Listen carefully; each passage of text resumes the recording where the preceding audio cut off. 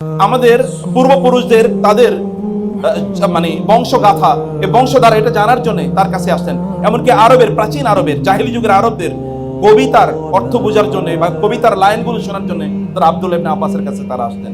এমন মানুষ তৈরি হয়েছে তখন। এটা কেবল ইন্টেলেকচুয়ালিজমের কথা বলছি না, বা ইন্টেলেকচুয়াল পারসুটের কথা বলছি না, এটা যদি আমরা ফিজিক্যাল এর দিক থেকে বলি, আল্লাহ সুবহানাহু ওয়া তাআলা আমাদের কোরআনে জানিয়েছেন মুসা আলাইহিস সালাতু ওয়াস সালামের কথা, এবং এছাড়াও বনি ইসরাইলের একজন ব্যক্তির কথা বলেছেন, তার নাম ছিল তালুত।